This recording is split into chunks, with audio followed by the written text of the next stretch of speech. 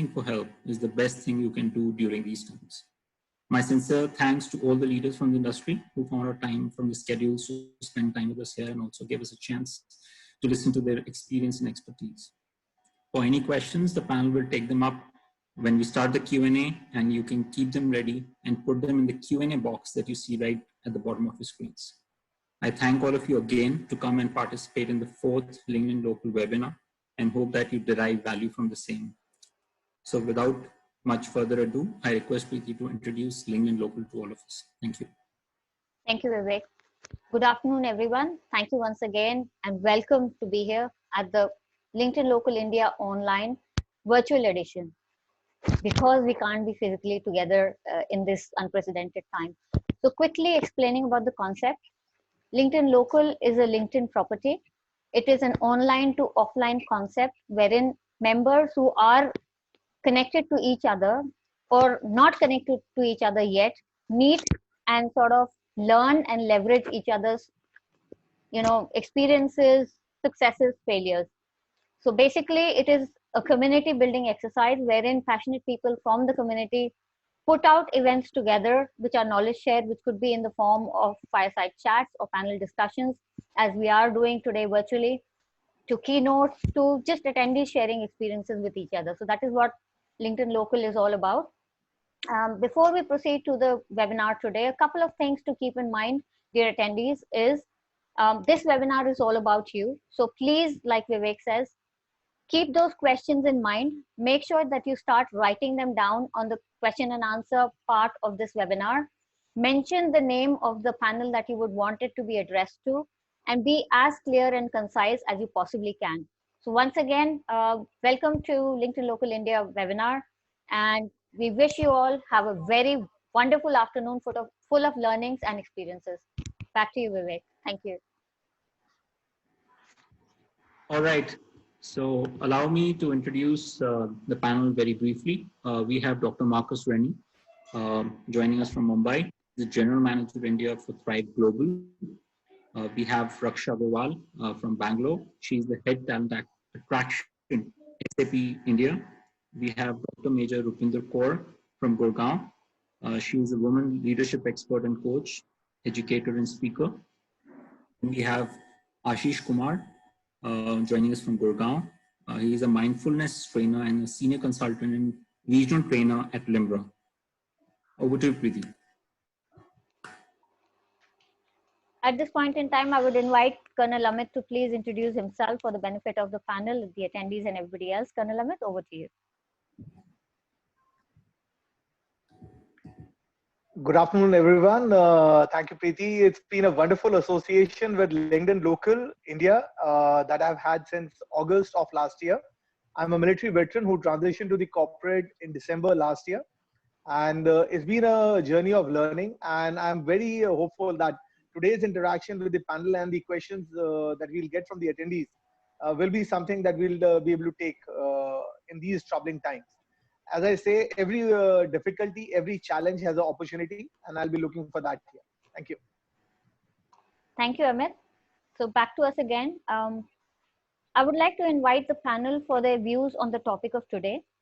And the topic for today's webinar is preparation for a post-COVID world.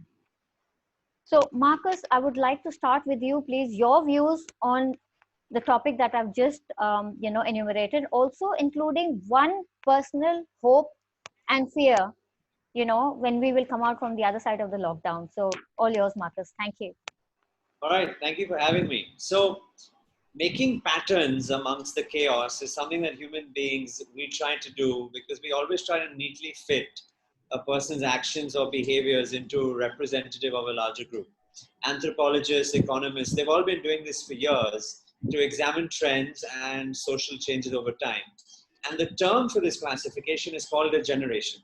Now, a generation refers to a group of people who share similar life experiences, typically during their formative years, leading to the creation of collective attitudes, collective values, and behaviors. And in the 20th century, we saw 6 generations. My hypothesis to each of you today is that given the recent global events, the subsequent economic catastrophe which is following this global pandemic on a scale which we've not seen for close to 100 years, it is my opinion that it is time for us to define a new generation, and one which I am calling Generation C, C standing for COVID. Now, a key differentiator of Generation C, unlike previous generations, is that this is the first time, probably since the Great Wars of the 20th century, in which a life-changing event like this is being experienced across all age groups simultaneously across nations. It is therefore reasonable for us to expect that each of the current generations alive today will react differently to the crisis and form based on their own formative experiences that they have gathered. So, what are the 4 characteristics of this generation? This is my tenet of the hypothesis which I'm putting in front of each of you. Number 1 is there is a shared loss of confidence. What does that mean? Well, one of the explicit messages of COVID-19 is that other people and places can carry an invisible threat. So therefore, for us, deciding what we want to do, whether it's simple decisions like where to go for a meal, or larger decisions such as where to go on a holiday, where to relocate for work, or where to relocate to live, or where to relocate for work, they will all be inherently more anxious a process for us, and it will make managing risk less tolerable and far more valuable for us going forward. There will be an intrinsic erosion of confidence which is being lost, and trust will become a much more premium asset, particularly for businesses, particularly for brands, in the way they communicate this to their consumers and their narratives. And it will actually begin to shift what we consider to be premium products and services in the new normal. So that's number 1. The second change which I believe we'll see is, and we've already begun to see it, hence how we're all meeting today, is that there will be a openness towards living life in a virtual century. So just looking at Zoom, 10 million daily active users has gone up to 200 million daily active users in the month of March alone. An app like House Party has seen a rise in 17 million downloads just in March. And we're already seeing how virtual communication is beginning to influence our learning, our working, our transacting, and our consuming as well. 80% of the global learners right now are already studying outside of their physical institutions. 70% of Indian organizations are actually beginning to employ or look at virtual methods of recruitment and onboarding. And something as simple as transacting virtually, such as buying grocery, has already jumped up 219% over the last few weeks. So we're already migrating to a very virtual methodology of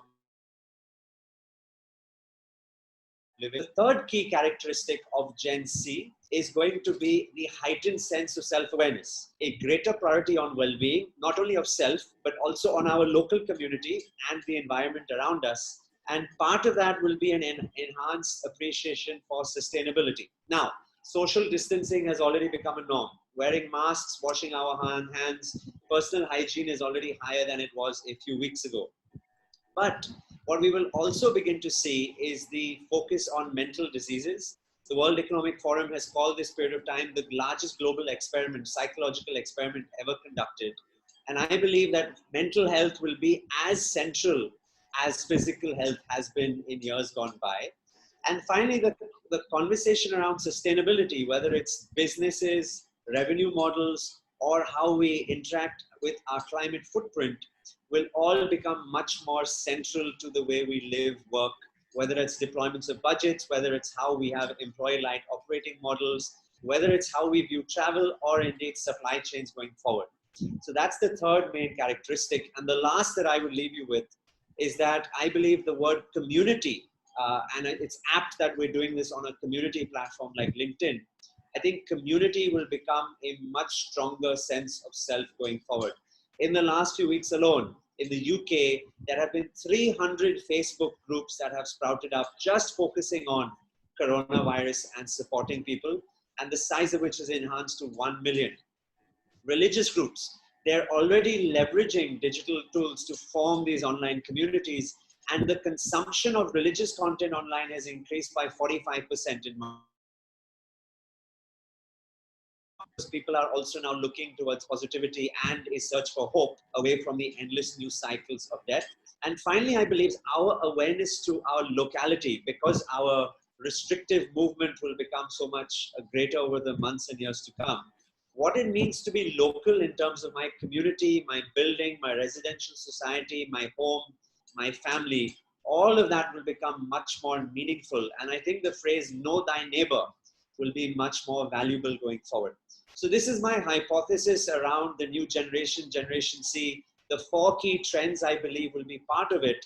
And starting Wednesday, I'm going to be having a column in Forbes where I'll be deep diving in terms of what are the 20 trends that we can expect to see in 2020. So with that, I'll leave it. I'll give it back, hand it over back to you, Priti.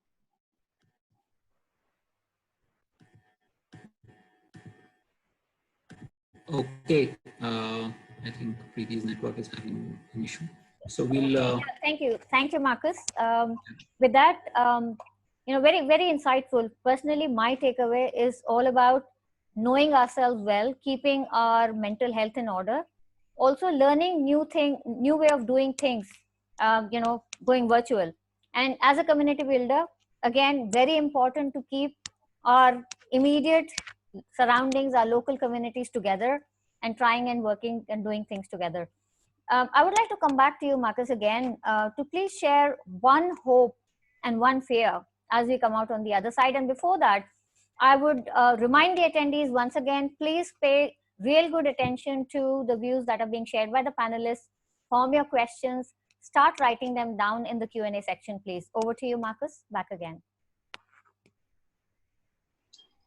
My hope is that we really view this as a dry run for the climate catastrophe, which is impending. As I'm sure everyone on this call, I've been doing some reflections over what I've been doing over the last few years. And I actually written a paper in 2016 looking at the implications for public health because of the climate crisis. And number 3 was the impending risk of a global pandemic. There have been many other thought leaders around the world who have been suggestive of the same thing.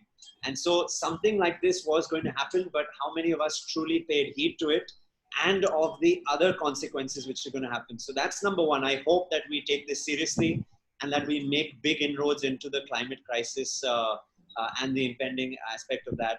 My fear, and it's sort of linked to the hope, is that for too often we've seen that human beings, we survive a catastrophe, we adapt, and we're very quick to lose memory, to forget about how tough it has been.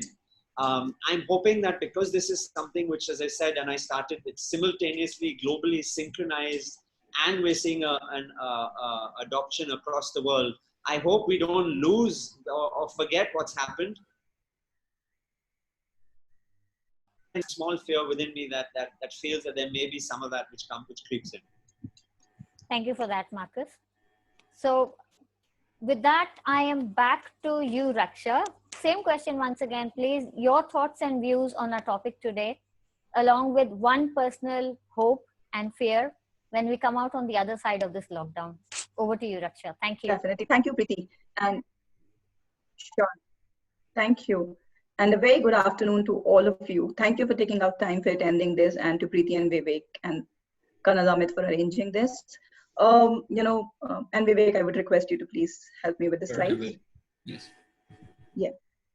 We've all been talking about this pandemic. We've all been talking about this crisis, and how much ever the world was prepared for it. I don't think any of us, any organization was prepared for a pandemic or a crisis to this extent. Right. So, we all have moved to virtual hiring, virtual onboarding, things like that. We're trying to weave our business strategy into people's strategy. We're trying to focus on experiences that matter. We're all in it together. We're trying to support each other. There's a lot of peer mentoring that's going on. And my line of talk would primarily be focused and related to corporate, more so towards people, because that's what my background is. I completely believe that, the times are tough, and the organizations that will emerge as winners from this would be the ones that will ensure that they take care of their employees, of course, along with their business lines. It's important that we understand and appreciate the unprecedented challenges that are there at the workplace. But the progressive organizations today are also finding it tougher than ever to be able to keep their businesses running and their employees motivated. Now, when this is a tough challenge that lies in front of all of us, how are we going to look at it, and how is it going to change the way businesses think about different things, on from the people strategy perspective? Vivek, next slide, please. Yeah. When we look at it, when we are building our organizations, when we are building our people strategy, when we are looking at the sustainability, what we all looked at was something that we are building is built to last, and we all focused on moving from good to great. Some of the organizations in the value chain were from being great by choice on different people strategies, be it talent acquisition, or the way we call it now at SAP, talent attraction, uh, be it your total rewards, be it your learning, etc. There will be a paradigm shift. And when I say it will be a paradigm shift, it would be something which we would not have thought before. It's something like what we are trying to turn the flywheel, completely different with a much quicker speed. The more we're getting into the scenario, if I go back way in February, we did not anticipate that this is going to be running for so many months, and this is where we are. Earlier, we used to look at from a visibility for 1 year. Now we're talking about 1 quarter at a time. At times, even months, we're taking, okay, the lockdown would get over, would not get over. We hear different countries extending it and so on. From a human capital perspective or from people perspective, again, we said we had predictable goals each year, but now the goals would be or could be atypical, they can be uncomfortable. We all knew what it takes to succeed. And, it goes back again to the start of the discussion that I had. We don't know what's coming in. We don't know. These are unprecedented times. We were never prepared for this kind of pandemic at all. None of us were, none of the organizations were. So none of us know what post-COVID would look like. There was something called pre-COVID, during COVID, which is right now that we are, something which will be post-COVID. So whatever we do, we may win, we may fail, but we will still keep trying different things, is what the mindset of the individuals should be to be able to sustain in the scenario. The organizations would look at a plan which was top down. We decide something at the top and then it gets percolated down. More and more of you would have encountered a situation, or you would know your teams are collaborating together, thinking about ideas to figure out what can be done, what will work, what will not work. A few months back, if I would have spoken about people interviewing completely virtually, it was unthinkable. People onboarding virtually, it was unthinkable, but we are all doing it. So it's about collaborating together, different teams coming together, putting in their best and seeing that how do we come out of this. And that's the approach that is going to be even in a post-COVID world. Collaboration, we've all spoken about collaboration all this while, but how is collaboration actually happening, and how is collaboration helping each of us and each of the organizations to thrive through this, or at least to be able to navigate through the situation, is what we are seeing on the ground now. Collaboration is becoming more and more important. Now, earlier, if I go back to our total reward strategy, and not only SAP, across the organization, it was strongly linked. There was a strong linkage to the rewards, all of our goals, all of our activities, etc. Now it's all about unlearning consciously and then being able to learn how to develop ourselves and how to succeed. All of us are now focusing on learning a new skill. All of us are focusing on how can we be better at a certain thing that we have not done. The decision makings are getting quicker. We would look at cost optimizations in all of the areas that we operate in. The organizations or the teams that we would look at post-COVID, whenever that happens, would be what is essential and not what is good to have. Like I said, you were great by choice, but now it's the time to turn the flywheel. It's not about how we did things or what has happened in the past, or we've been doing certain things in this way. It is all about thinking on the fly, deciding, taking quick actions, collaborating, trying to do certain things, fail, get back again, start doing things. So it's all about keeping that attitude of, yes, we will do it. And it's not only about saying that we are all in it together, we actually are. So that is what I would like to talk about. Some things that, would stand out is about what is the organization culture, how are employees engaged, and that means that the organizations and each of us are focused on the employee experience at different stages. What is the well-being? How is well-being related to output and productivity? Things are those that will be talked about. It's about delivering a great colleague experience. It's not only about a manager trying to create experiences for the team. It's about creating great colleague experiences as well. Growing the best talent and developing new ways of working, trying to unlock this entire virtual working modes. For a lot of organizations, it was a difficult transition for sure. But how do we unlock that potential? Coming to the last part of it, what Preeti asked me, saying, what is one hope and one fear that I think the hope would be that we would come out as resilient individuals. We would be operating in, or we would be living in a cleaner and greener environment. That's my hope out of this. The fear definitely is the entire thought of not knowing what's happening. So it takes a lot of mental strength and endurance to come out of a situation like this. The fear is we don't know when we're coming out of this. So, and especially for some of the generations who have not seen hardships or who've had less hardships in life, it is a life-changing experience. So the fear is that they should be able to live through this experience. Thank you. Thank you, Preeti. Over to you. Thank you, Raksha, for that. Once again, dear attendees, time to have a reality check in terms of writing those questions down in the question and answer section, please. There are some already here, but I'm sure there are loads and loads of more questions in your head. So please do not keep them there. Start writing them down with the names of the panelists, please, so that we could address them in the question and answer section, which will be coming up really soon. Before that, so over to you, Rupinder. You seem to have had an incident this morning, not a very pleasant one. Oh, yeah. I'm so sorry. Yeah. So you can tell us a little bit more about that. But coming back to the basic question again, please, in terms of sharing your views on the topic today, along with the hope and fear in terms of how to be well prepared for a difficult time like this, and one hope and one fear when we come out on the other side of the lockdown. Thank you, Rupinder. Sure. Thank you, Preeti, and thank you everyone from LinkedIn Local, Kanal, Amit and Vivek, for having us here. I think it's a beautiful Wednesday afternoon. As much as, I've bitten by this bee who seemed to have taken a fancy specifically for my eye. I don't know why. So if you think when you see me on the screen here that I'm trying to wink at you, please, you can please make sure that I'm on the right side of things here. But yeah, and the reason, and frankly speaking, Preeti, in the morning the eye was really swollen. I had to take 2 Camoral forts to get here. But as they say, when you have to show up, you have to show up, right? And for the community, always there.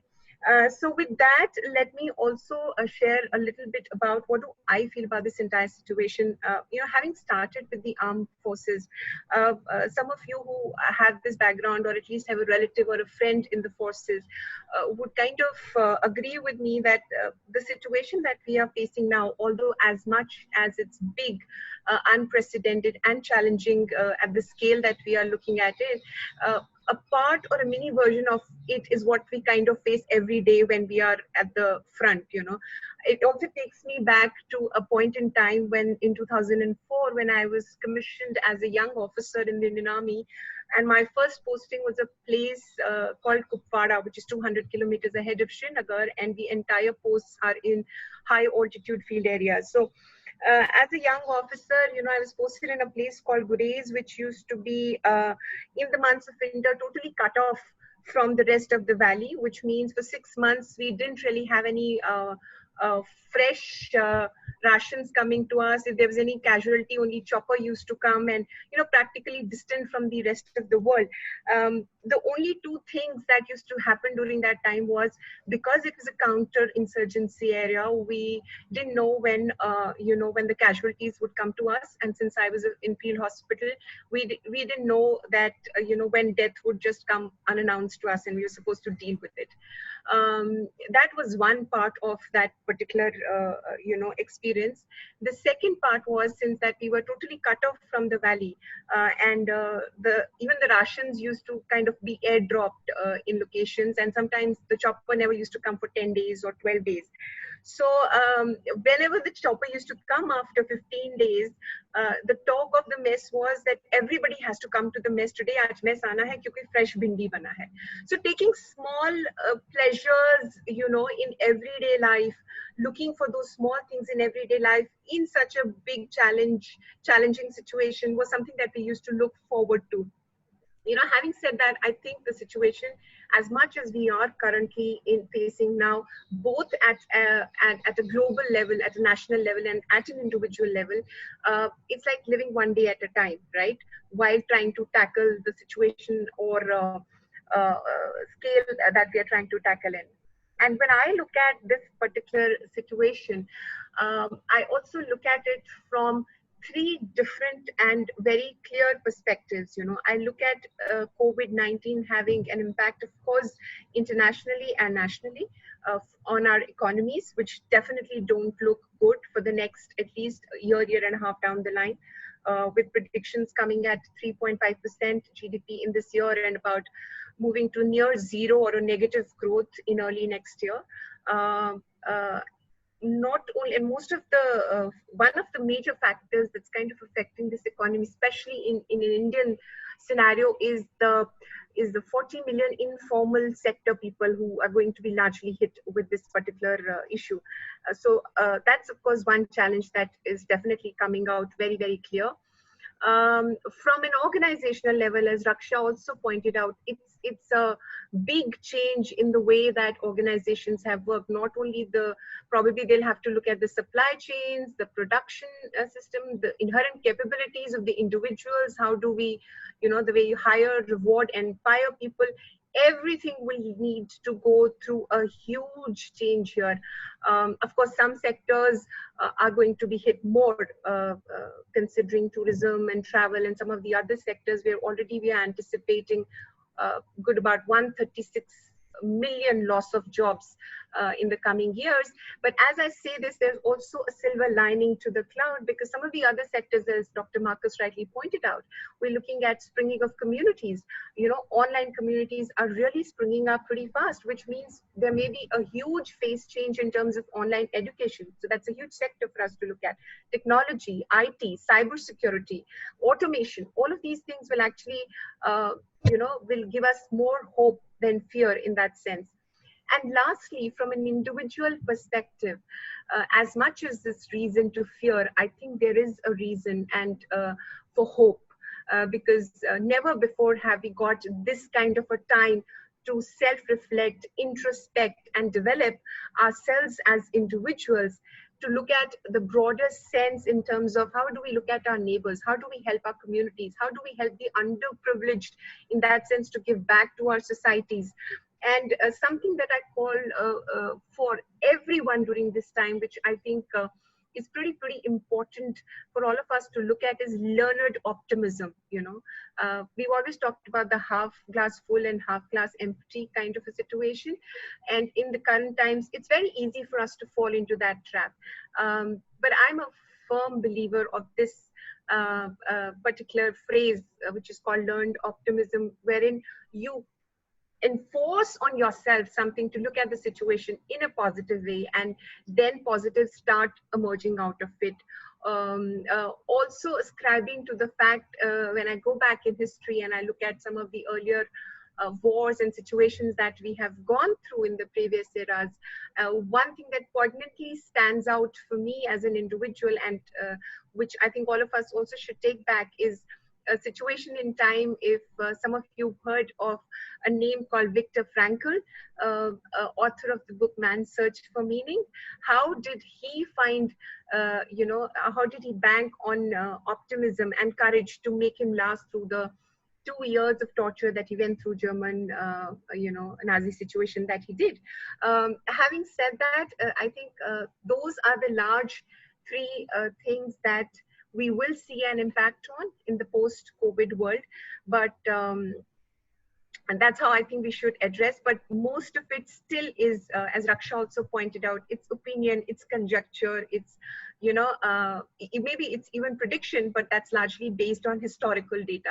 What will emerge at the end of it will also depend a lot on how governments and communities respond to the entire situation. Yeah? But that's my large take on the post-COVID world and how, would it look like. To your question, when you asked me that what could be one fear and one hope that I will have post this, one hope that I will definitely want to have and would want to wish for everyone is that we come out stronger, we come out better, and we come out, not only on a personal level, but also as a professional level. And in that sense, also keep upskilling ourselves. And we also come out closer and better as a community. So if we can move from more a capitalist point of looking at things to a more socialistic and collectivist kind of an approach, I think that will be my biggest hope in the times to come. One fear, and that's something I think again which has to do with my being a medical professional in my earlier avatar, is the fact that as much as we are trying to figure out that maybe by July, by August, things will come back to normal, we're not really sure, considering that it's a virus and we haven't really found a vaccine yet. I'm just kind of keeping my fingers crossed that it doesn't happen, but we should not be seeing a revival or a resurfacing of the entire situation again. Yeah. Thank you. Thank you for that, Rupinder. Attendees, there you go. You heard Rupinder talk about what she thinks is going to be, post-COVID world, and also one hope and one fear. Time again to remind you to let those questions keep coming in. I see a few more have been added, so please let them keep coming in. And now I'm going to go to Ashish and ask him the same question for the last time. Ashish, what are your views on preparation for a post-COVID world, and one hope and one fear for the other side of this lockdown, please? All yours, Ashish. Thank you very much. Thank you, Preeti and Vivek, for inviting me for this panel discussion today. I would like to start by saying that in my humble opinion, we may not have a post-COVID world. I think COVID is here to stay. It's not going away in a hurry. Even with the best of the vaccines, we may only be able to take care of 80% or prevent 80% of the cases, but COVID is going to be here. So we better learn to deal with it.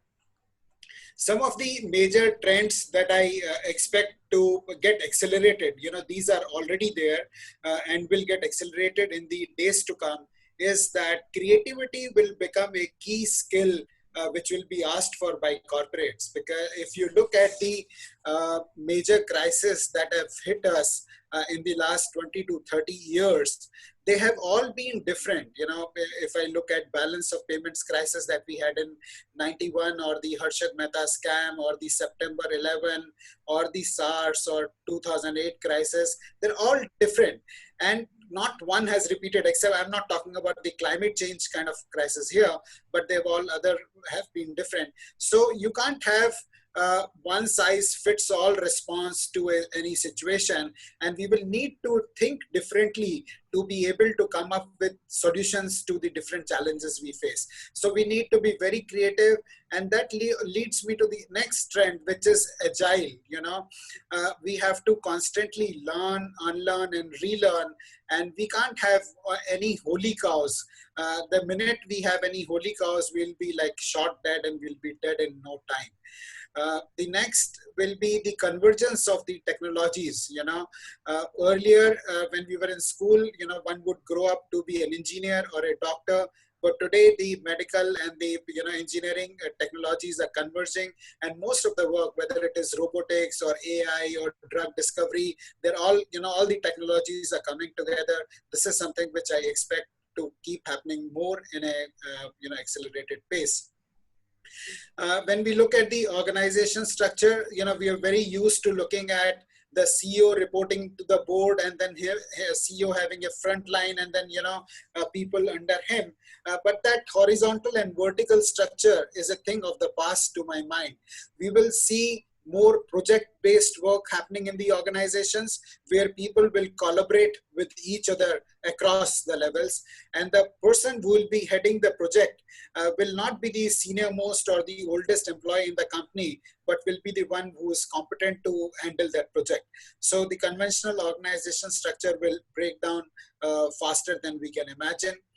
And this is my hope, that the gender diversity in the workplace will improve. With work from home becoming the norm now, I hope that more and more women folk will be able to join the workforce and contribute to the economy.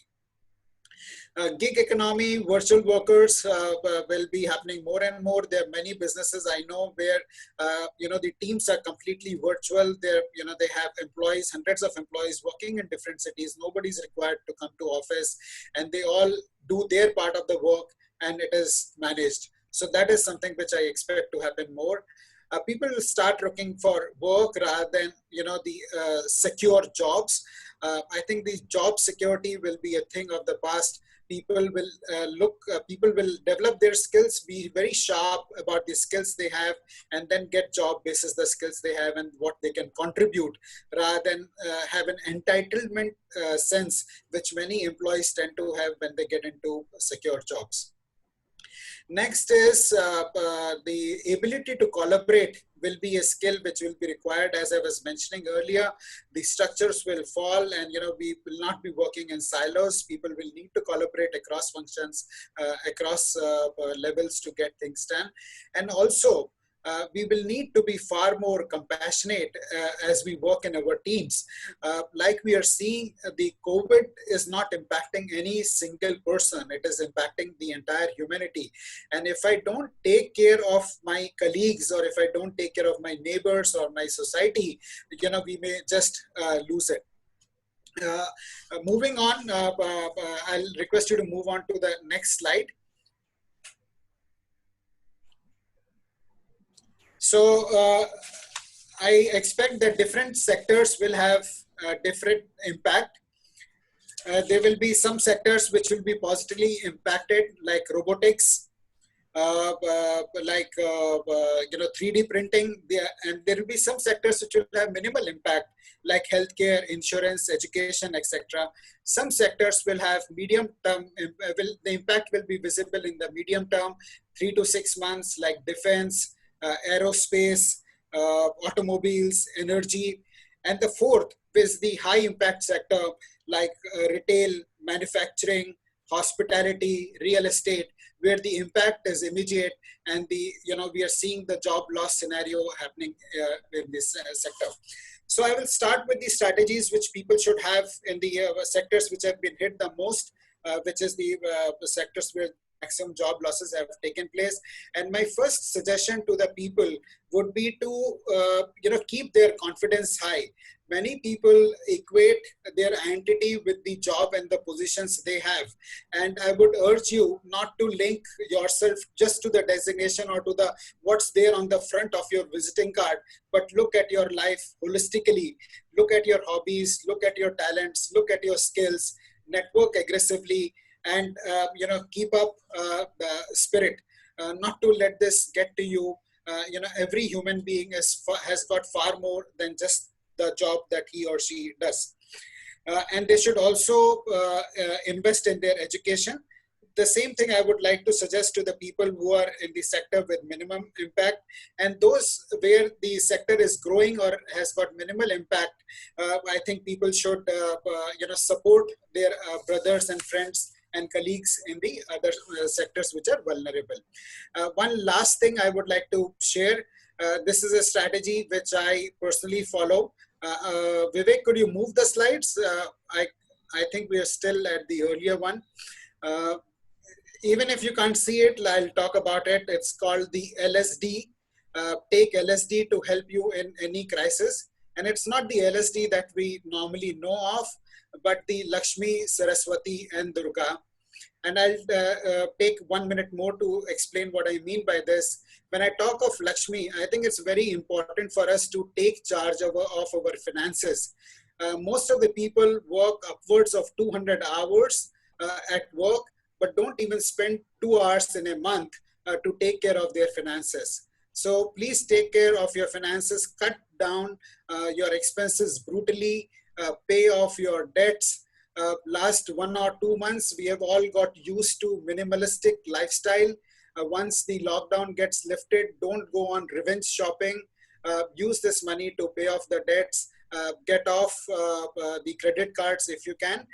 Be very, very watchful of your money. And one thing I would like to say is, mostly people who are in the employment, they look at the income rather than the wealth. But the focus should be on creating the wealth. When you look at the list of the richest people in the world, it is not ranked by the income, but by the wealth they have. So look at the wealth, focus on creating assets which can generate cash for you rather than just focusing on an income. Second is Saraswati, which is invest massively in your education. And once you invest in your education, you attract money also. So focus on your education. And last is the real power comes with Durga, which is when you invest in emotions. How you feel about yourselves and how others feel when they are with you is the greatest power that you can have. So invest aggressively in your relationships, in building your network, reach out to friends, family, colleagues, ex-colleagues, alumni, whatever. And in that context, I would like to share with you that 75% of the jobs or assignments that I have got in my career have all been through references. So please, invest in your relationships and get the infinite power of Durga. My best wishes to everyone, and that's what I would like to share, Preeti and Vivek. Thank you. Ashish, thank you for those very insightful new meaning to LSD as of today. I would also like you to share one hope and one fear, please, that you would think, in your whatever matters to you the most. Please go ahead. Yeah. So one hope I would have is that people cut down the wasteful consumption and start living minimalistic. I think that's very important to make our planet sustainable. And one fear is that people who are hit by this record unemployment, they should not lose hope. They should keep their hope up, because that is something which is very, very important to get back to work or get new assignments.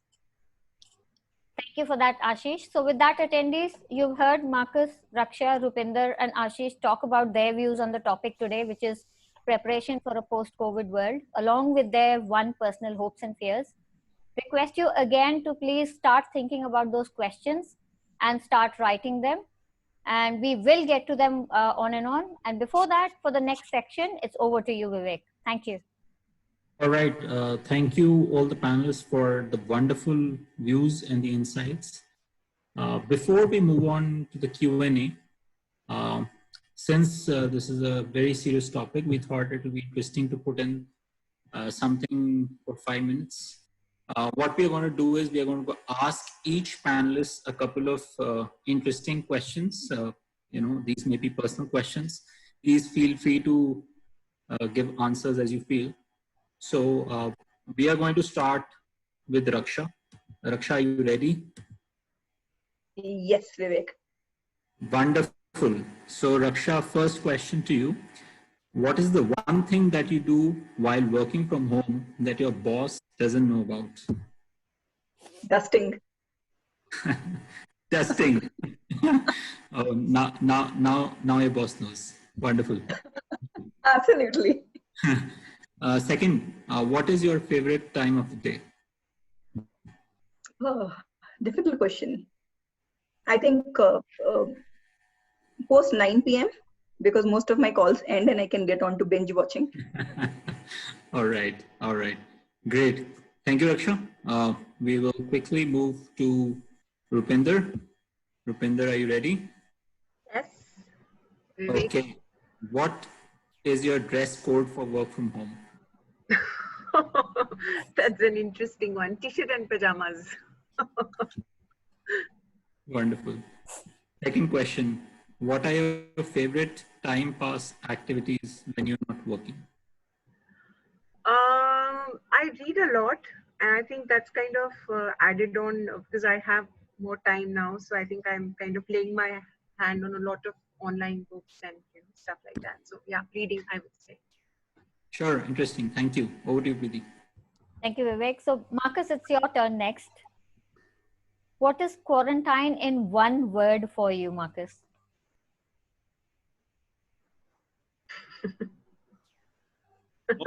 No travel, but I say that happily, not sad. Okay, fair enough. And that is good from a person who lives in the mighty Bombay, wherein a commute can take anything from 1 hour to 6 hours. No, Right? I'm in aeroplanes. I feel like I live on aeroplanes, but yeah, I don't. Okay, all right, fair enough. Even better. Right. Then another one for you, Marcus. Learnings while working from home in 2 words.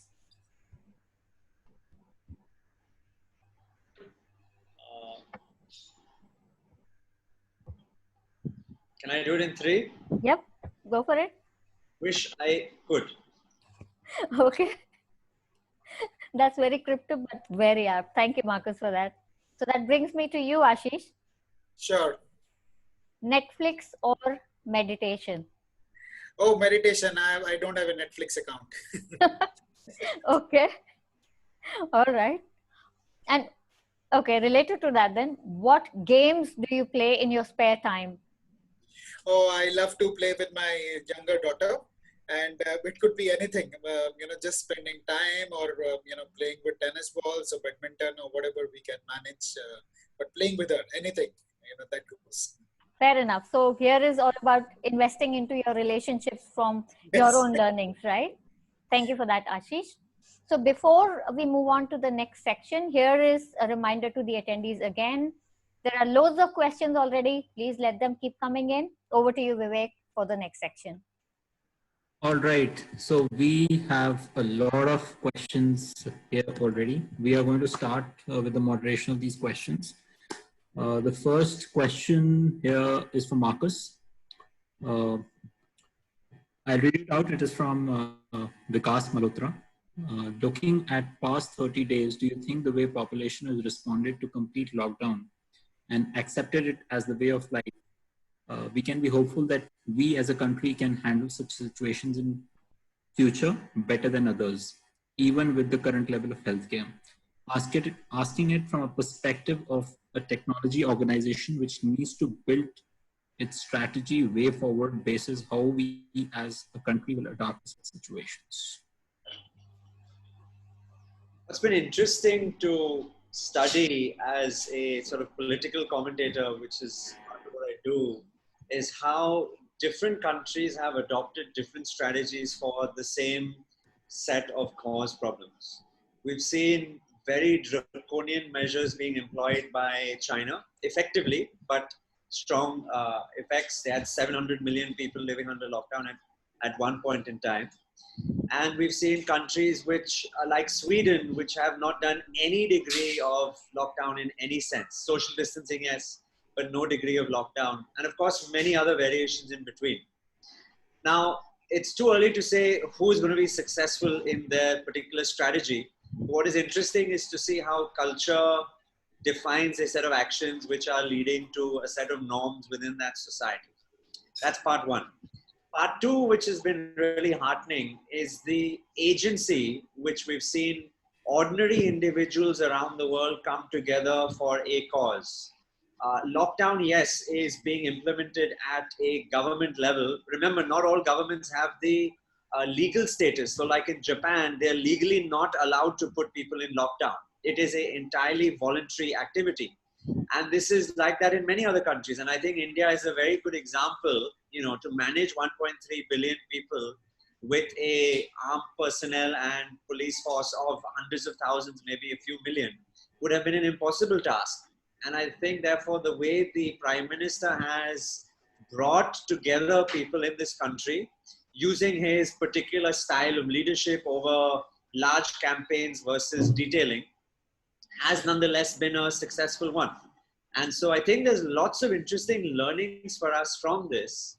for how, if we at an individual consumer level can come together behind a cause and have a set of actions, that collectively we can achieve a particular set of outcomes. And so I think, even putting aside the public health conversation, whether it's malaria, dengue, tuberculosis, any other types of diseases which are important for us to focus on, and thinking at a larger picture like the climate crisis, which is what I spoke about earlier. So I think there's some very, very interesting behavioral changes which have dumbfounded even the smartest economists and behavioral scientists around the world. I mean, for years we've been talking about how do you nudge people towards creating behaviors, and all of that science has almost gone overnight when we've had people do stuff that we never thought it was possible, like spitting in India, right? We've seen that already go down. So I think there's some really, really interesting things. And for the insightful people on the call, they should be studying this, because a lot of this can be learned, hopefully productized, hopefully packaged, and then applied to other larger problems as well that we will face as a society in the years to come. All right. Thank you, Marcus. The next question is for Rupinder. Rupinder, the question is from Akhil Iyer. He's asking, one of the key elements that countries are looking at is self-sustainability. While this would lead to reinventing the supply chain in any ways, new trade blocks between countries are also likely to come up. Any views on how this could impact globalization, which was very much prevalent pre-COVID era?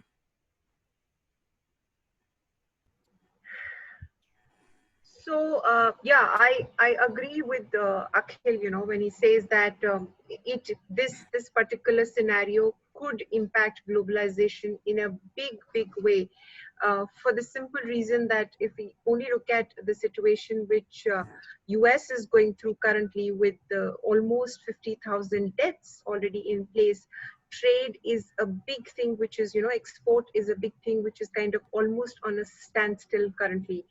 And since specific to India, since a lot of our economy is dependent on exports and trade with not only in US and with other countries, this could have actually a very huge impact in terms of the trade actually for the time being restricted, and over a period of time also shrinking, leading to shrinking of Indian as well as global economy. So absolutely right, it could have a huge impact.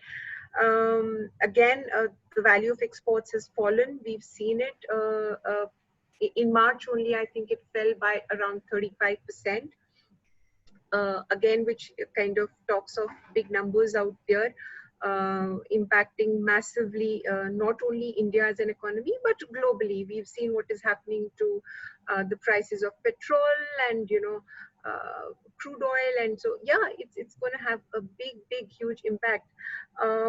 Now, growth, again, when it revises back, Akhil, I think will depend a lot on how going forward countries ease restrictions.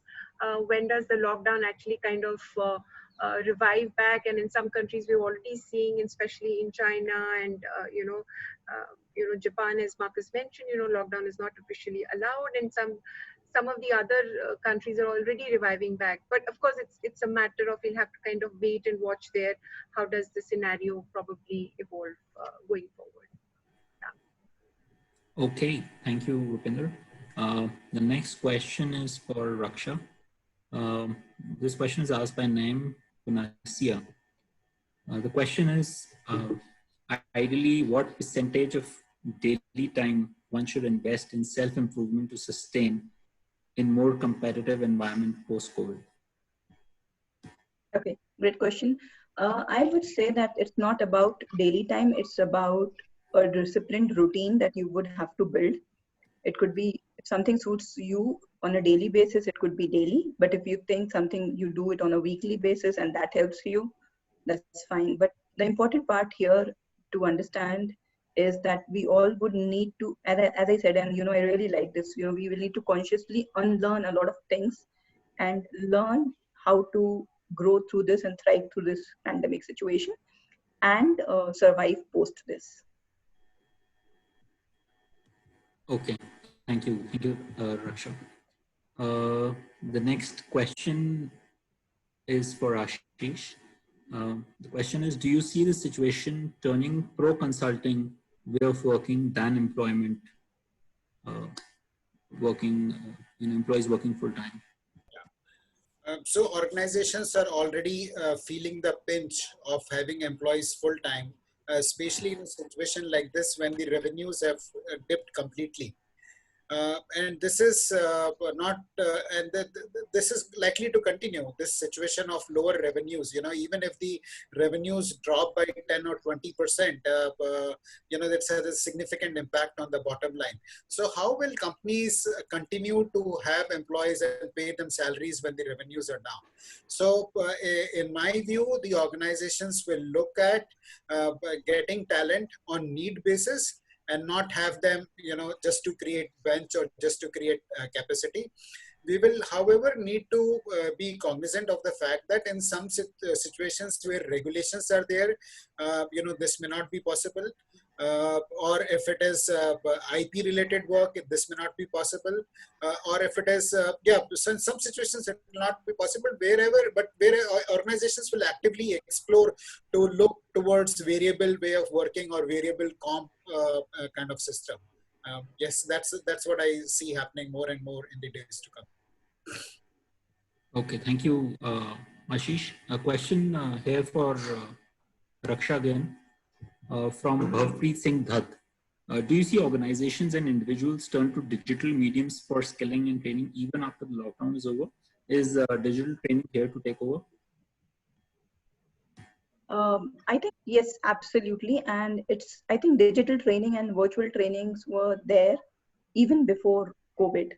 A lot of organizations and a lot of other institutions also had this entire concept of having digital learning. And all trainings were not imparted in person. So that is something that was there. Yes, the focus on having virtual trainings, maybe having a live class delivered post or while we are in this entire situation also is going to continue. We all know a lot of schools, a lot of institutions are having online classes, which are instructor-led, real-time classes. Class teachers are teaching those subjects, etc. So that's definitely going to stay here. Digital is the new revolution, is what I would call it. Sure. Here are some open questions. I would probably we can choose whoever wants to speak. How the organizations should behave post-COVID, keeping the hygiene and health of the entire workforce as well as the consumers are concerned. Ashish, would you like to answer that?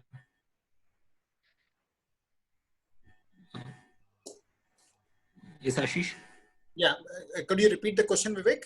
How the organizations are supposed to behave post-COVID to keeping the hygiene and health of the entire workforce as well as the consumers concerned? So the social distancing, in my opinion, will continue in a different way. So basis my interactions with the industry, they're planning only 1/3 or half the employees to come in on any given day.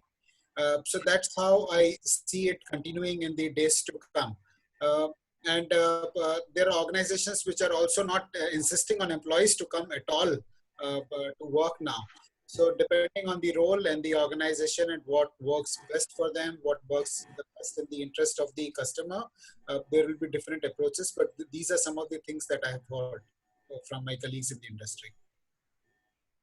Okay, thank you, Ashish. A very generic question everybody wants to know. Rupinder, we like you to answer. We are talking post-COVID. Is there a time frame when we think life will be normal? So to answer your question, so to answer this question, if you ask me, I think life will never come back to normal again. Yeah, we will change in ways which we never thought before were possible. Whether it is in terms of individual habits, as Dr. Marcus said, simple hygiene habits, which we are not used to, or collective societal and normative habits. In that sense, we will definitely change and change for the better, which is a good thing. But with respect to economic and job scenario, which I'm sure is also troubling most of the people out there, yes, it will take some time, and let's be mentally prepared for it. Considering that the economy will take a bit of time. Having said that, it may also be looked as an opportunity, as all of us have really pointed out, that while it comes back to normal, and if we have to go by the predictions of economists and other people on board, they're looking at maybe hopefully a V-shaped recovery, as they call it. And India, in that sense, looks in a much better position to kind of coming back for the economic recovery, especially because of the international relationships with China being a little on the sideline, and India doing a little better out there. India also being a hub for international organizations to come and invest here. So we may look for a better and a faster recovery in that sense. Giving a time frame to it may be a little tricky at this point in time. All right. Thank you, Rupinder. Over to you, Amit. Thanks, Vivek. I'll be asking the next question. This is directed towards Raksha. With the number of people working from home being such a large one now, how would you define a great work from anywhere employee? Wonderful question, honestly. And, that is something that we've been talking about now when we're evaluating, or, most of the organizations would be evaluating their workforce. They would look at an additional persona and saying, what's the virtual presence of an employee? How does the employee conduct, what's the discipline, etc. So that persona is yet to be built on saying, what's a great person who works from anywhere, and it's not work from home, basically work from anywhere. But definitely that is something which all of us would be looking at. It was virtually unthinkable to have not met a candidate before we made a hiring decision. Yeah. But now it's pretty much what the norm is, and it's going to stay. Sales deals are happening through online meetings, trainings are happening. I mean, everything is happening virtually. So it's very important that we get used to this scenario. I think what a great work from anywhere or work from home individual would look like is somebody who maintains the discipline. The work productivity matters. You're responsible enough to own your part of the responsibility and be able to contribute to the overall success of the organization, irrespective of whether you have somebody physically watching you or not. Okay, thank you. The next question is directed towards Dr. Marcus. What Sukhjinder Singh is asking is that social distancing seems to be a misnomer. We are actually physically distant from each other, but socially, I think, especially in these two lockdowns, we have come closer to each other than we ever were. Do you think that this trend will continue even when we start working, say, physically? Will this online persona go away and be taken over by the physical counterpart? Or do you think that our associations that we made when we were working from home virtually remain with us? Very interesting point. There are a couple of patterns which are becoming apparent. People are reconnecting with old relationships that are physically far away because they're having to connect with relationships that are physically very close that they may not have that depth to. So social commitments, etc., etc. The flip side of it, however, is what's currently going on in society.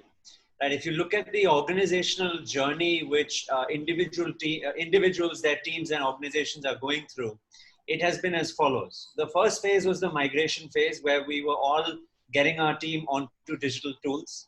Next came the adoption phase, getting them to actually use it. Then we had the engagement phase where we were each having X number of webinars every day, the social lives, all this stuff which is going on still. Now we're entering phase 4, which is the isolation phase. We're seeing loneliness. At Thrive, we've been running this weekly poll across organizations around the country. We started when the Prime Minister announced the extension of the lockdown, because that's where people's hopes of this being a short-term illusion in their mind suddenly extended, and the reality of this potentially being a months to years thing started to creep in. So we've been doing this now. We saw a stress score in India at 6.1 in the first week. 28% of people were in the extreme category. That's a score above 8. In week 2, that had already jumped up by 13%. That had gone up to 6.8. More worryingly, however, was the percentage of people reporting a severe stress score had increased to 46%. So we're seeing that there is now the aspects of the physical disconnection, as the person was asking, related to the social distancing, which has effectively been created. Now, we're doing a lot more. 60% of people are actually doing much more right now, but the productivity element of that has declined significantly. We questioned HR leaders, and 85% came back to say that they're seeing work being negatively impacted because of this. So the construct of this question is actually much more complex than a simple answer. That's why I'm sort of utilizing some of the data points around it. It's true we are spending more time on Zoom. It's true we are connecting with people who are living very far away. But if you ask people, how anxious are you, how stressed are you, how lonely are you right now, all of those scores are creeping higher and higher. It was part of the reason why I was suggesting that the whole paradigm of mental health versus physical health is going to change fundamentally going forward. I used to do a lot of work with astronauts. I worked at NASA for a while on the spaceflight program. And one of the big things that we would look at there was not just the physical construct of what microgravity in space does to your physical body, how trained is an individual to deal with isolation for long periods of time. And there are lots of experiments that you could do on Earth to replicate that scenario. And now is actually where we're having to see that enter into our everyday lives as well. We are not used to being disconnected physically by people for so long. And all of the challenges that come through our minds will now slowly show themselves. So it's true we are connecting more, we are keeping ourselves busy, but it doesn't mean that we are feeling better or that our relationships are getting any more enriched. Probably the converse is happening, in fact. Okay. The next question is directed towards Ashish. The question is from Naim Punasia, and it is the Indian employment industry prepared to increase the contractual way of working? And if you can suggest a few ways in which people can increase their employability for same. Yeah. So, when the Indian BPO industry started about 20 odd years back, the people used to think, how will insurers in America outsource their underwriting and so many other operations to India? But it has happened so well, that now the entire insurance, I won't say the entire, but, so many functions of the American insurance companies are happening in India seamlessly and smoothly. So if that can happen, why can't Indian employers outsource many of their functions? In fact, many of the Indian companies have already outsourced their non-core functions. It's just that we don't get to hear about it or talk about it. I think non-core functions will increasingly keep getting outsourced for better efficiencies and better outputs. Whatever the company can do more economically outside, they will do, and they should do that. How can one increase the employability? Like I said, keep investing in your education like crazy. Whichever field you are in, look at the trends, look at the programs which are there. So many colleges and universities are offering their programs free of cost now. HBR is offering their programs free of cost. So look up the resources which are online, look up and don't look at the past when, look at what's going to happen in the next 10 years, look at the trends which are likely to be there in the next 10 years related to the industry you are in, and pick up the relevant courses for yourself. Now, that's one of the ways. Other way is, of course, to network and keep connected with people. Like I mentioned earlier, 75% of my assignments have come through my references. So that's a great way to invest. That's a great reason to invest in your relationships, other than the emotional satisfaction that it gives you. Thank you, Ashish. The next question is directed towards Dr. Major Rupinder. With the discussion coming on to the reality of isolation, which as an army person you would be, or a veteran, you would be aware that after a particular amount of time, the real person in you comes out when nobody is there to support you or handhold you through. Do you see companies coming up and taking responsibility for the mental wellness of their remote employees also? Because the fact is, nobody is monitoring them, nobody is interacting with them in that physical sense. Uh, would this mental health issue be more prominent for people who are not monitored? And how would it affect, say, their performance? Thank you for asking that question, and also Amit, directing it to me. I would kind of take refuge in some of the data that Dr. Marcus has just shared, which is actually, kind of reiterating the fact that as much as we are virtually connected, unfortunately, from a mental health point of view, we are not doing all that good. Because as a society, we are programmed towards human interaction, face-to-face interaction, sharing, and interacting, and being. Being in the workplaces per se, and in a situation like this, which kind of isolates you completely in your own houses, it puts it kind of only exaggerates the risk that a person kind of can go through depression, from anxiety, moving from continuously from anxiety towards long stage depression. And we've seen that happen, stress compounding to depression, and the finally some people take the ultimate step in armed forces, especially in isolated areas for long periods of time, is kind of known, and it's been seen. So yes, this could be a huge factor going forward, a big challenge for organizations if they kind of resort to a total work from home, and if it gets elongated for long periods of time. And all the more reason for then companies now to look at organized and systematic ways to ensure that their employees' mental health is kind of largely taken care of, whether it is through one-on-one counseling, whether training their own managers or counselors as leaders, who can kind of also take care of, as much as it's about work, it's also about humane in that sense. So training or upskilling their people to ensure that mental care is being taken care of, or introducing them to, as I said, organization-wide, enterprise-wide, ways and means to one, check and then also monitor their mental health. And I think we already have some very interesting uh, uh, applications and forums wherein, if I can quote Dr. Marcus's organization, Thrive Global, already taking a big and a huge lead in that sense to make sure that employees organization-wide, enterprise-wide are taken care of and are being healthy in that sense. So absolutely, yes, organizations will need to take up, the managers and counselors and leaders of the organization will need to step up to ensure that people, as much as they're performing, their mental health is being taken care of, either through one-to-one or in fact systemic organization-wide, enterprise-wide initiatives. Absolutely. Thank you. The next question is directed towards Raksha. The question is, there are two questions actually, I'm combining them. One is from Nayan Panasia. Do you see that the COVID crisis will promote deurbanization, and it'll push the movement towards tier 2 and tier 3 cities, that you will be more willing to look at talent from cities that probably was not available to you as a talent pool earlier, especially in services? And another question has combined it with sort of a input into the infrastructure market, that the infrastructure, when it comes to tier 2 and tier 3 cities, that you may see a real estate boom in those cities, and the companies deleveraging their cost when it comes to making flashy offices in tier 1 cities, that they will be more willing to put it out on the employees and hire them out that way. Okay.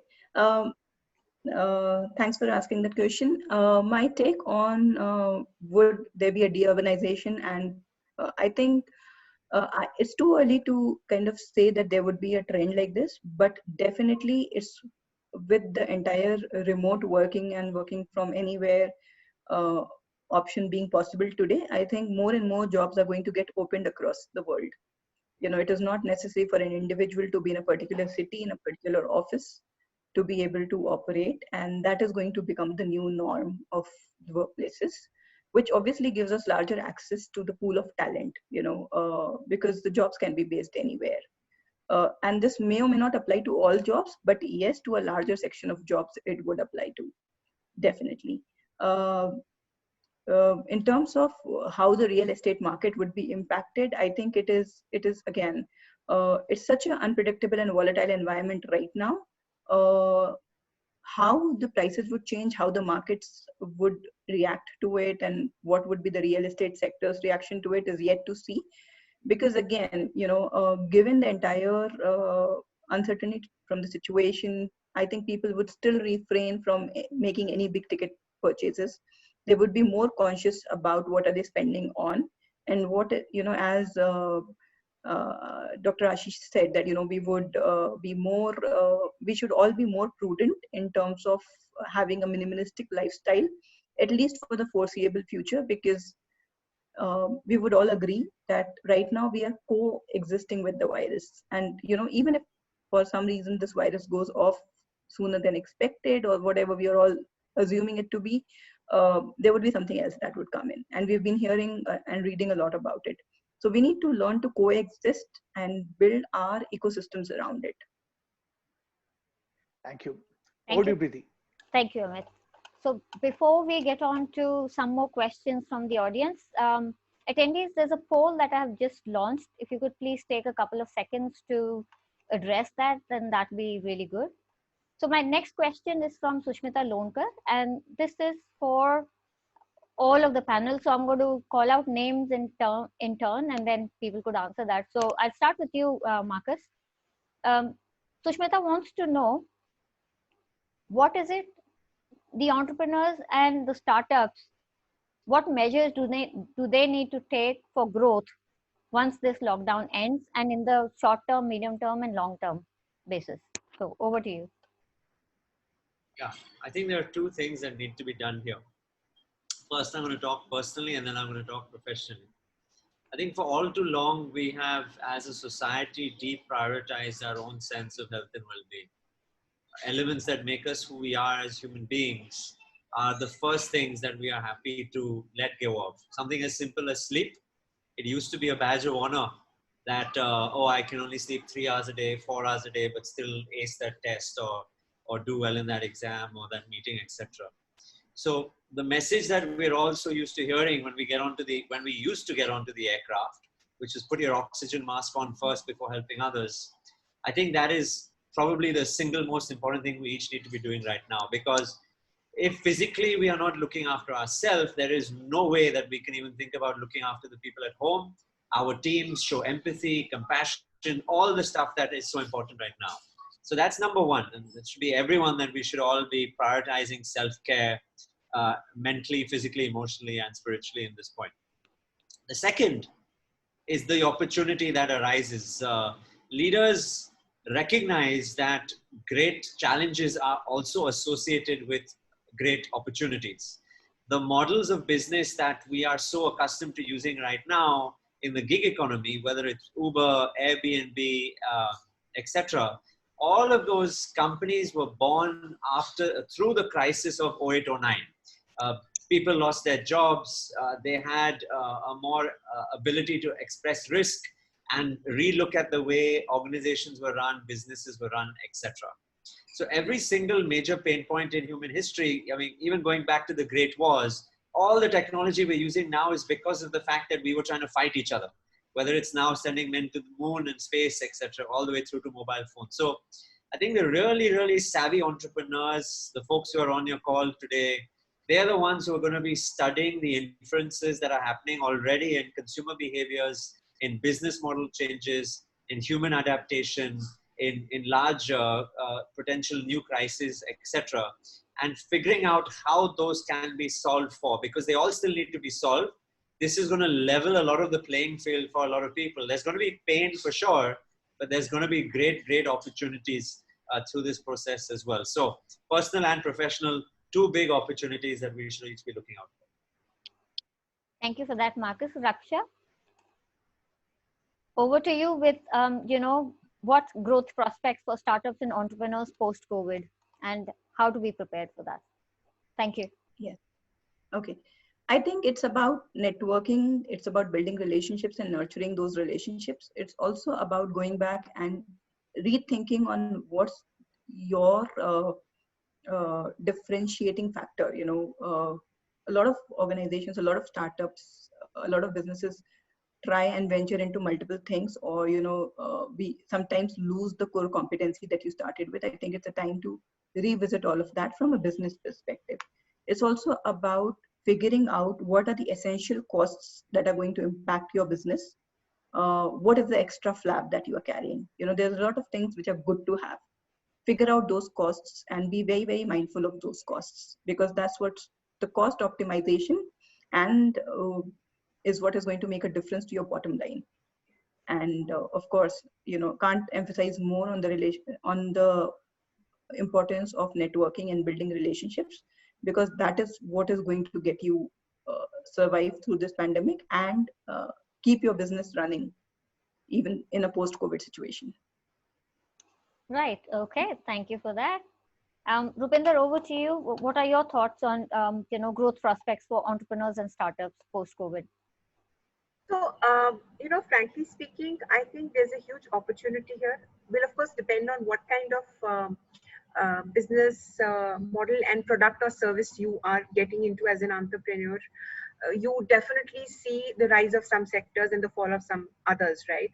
In which case, I think it's wise to relook at what is the offering that you have. Recently through a BCG survey, which was done, in fact, I think which was done in March only, they saw a 33% increase in the education sector buying, which is largely about online education. They saw a 35% increase in fresh food buying, consumer spend, increasing around that. So what I'm saying is only that relook at what is the product or service that you're selling in the current context. You may want to relook at what is it that you want to offer the world to, depending on where is the need and what is your competency and what is your expertise in that area. The second thing that you may want to definitely look at is, investing in your own upskilling.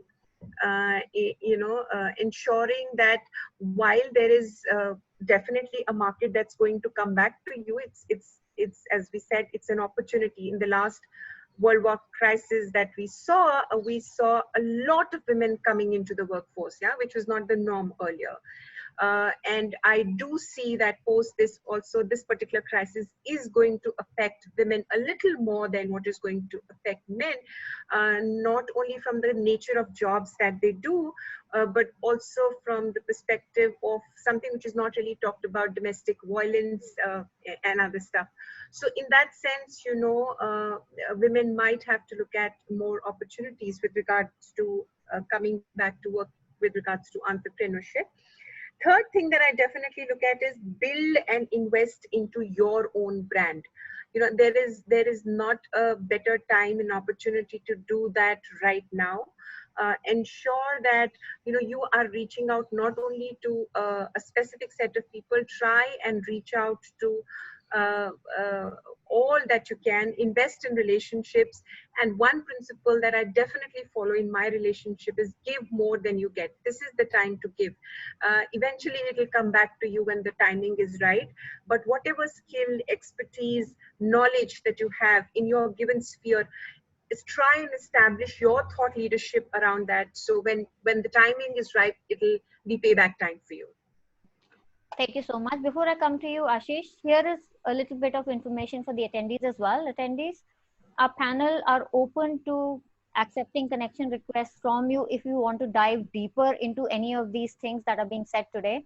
The only prerequisite is please send out a personalized message, because it is infinitely irritating to receive, out of context connection requests on LinkedIn. Please do write a short note saying that you attended the webinar LinkedIn Local India today, and that there is a particular point that needs further enhancement, or you want to connect on a personal level to sort of dive deep more onto some other things. So there you go. They're approachable. They are all there on LinkedIn.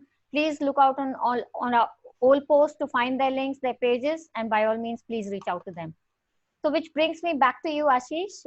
What are your thoughts on growth for startups and entrepreneurs after this era? Sure. Thanks for that, Preeti.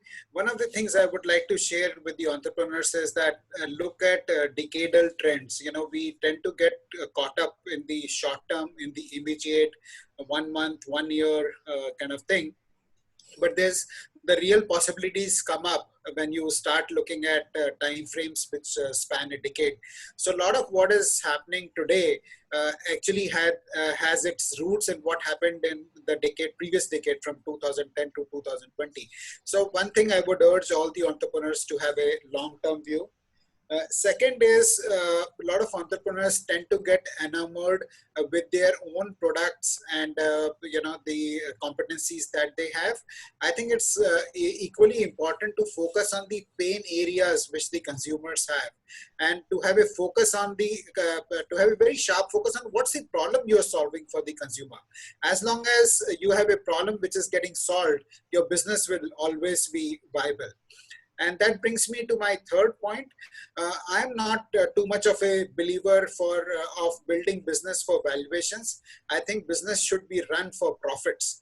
So if your business is not profitable, I think you should have a serious rethink about it. If you're, as such, the capital has become very scarce in this environment. And even this is a view I have had for a very long time. Business should be for profits, not for valuation. So get your focus around that. I think that's my 2 bits on this, Preeti. Thank you for that, Ashish. Still a lot of questions. Before that, a reminder once again, people, there's a poll that has been launched. Please take a couple of minutes to answer that. That brings me to a question for you, Raksha. Manoj Nair wants to know, how are organizations taking care of legalities of signed documentation while onboarding people? So what is it that SAP is doing right now when you're virtually onboarding candidates? Are you going for electronic signatures, or what is happening? If you could please run us through that for Manoj Nair. Thank you. Sure. Yeah, so a lot of organizations have moved to electronic signatures on the documents, and so are we doing it. It's not a global phenomena as yet at SAP, and there are market units where we are doing it, and there are market units where we are still yet experimenting with it, but that's what the future looks like, and digital documentation signatures are here to stay. Okay, thank you so much. Still a lot of questions. I would take one last one because our time is coming to a close pretty much soon. But at the same time, I would request the attendees to please connect with the panel on LinkedIn, send them a personalized note, and whatever has not been able to address today, then please shoot them out to respective panelists via LinkedIn. Last question is for you, Ashish, and this is from Sushmita Lonkar. How do you tackle market situation of jobs for all levels of management, starting from freshers till top level management? That's an interesting question. I don't think one can handle the market situation. One can only handle oneself in respect to the market situation. So the focus has to be on what we can do in this situation. And my answer is pretty much what I had shared earlier. Invest in your education and identify what are the skills. A lot of people in the corporate sector, they get worried, oh, what if I lose my job, or what if I don't get my job? I think more than getting worried about these external factors, what we should be focused on, how am I adding value? As long as we have skills which can add value, there always be work available in the market. Still today, we have Raksha here on the panel with us, and she is heading talent attraction. So that clearly is a sign that talent is not available, and organizations are investing a fair bit to attract talent. You just have to develop the right skill sets and connect with the right people, and irrespective of the level you are at, you will always find takers. So please invest in your education, invest in your relationships, and cut your costs down. Be very, very agile, build your wealth. And I think a lot of people don't associate good financial management with a good career. But the fact is, finances are a major cause of stress for many people, and that spoils the relationships, and which in turn affects your performance on the work. So that is the reason I keep insisting for people to focus on their finances, because it indirectly impacts your performance at work also. I hope that answers, that helps. I'm sure it does. And if it doesn't, then I'm sure she will reach out to you on LinkedIn and get that answered to her satisfaction.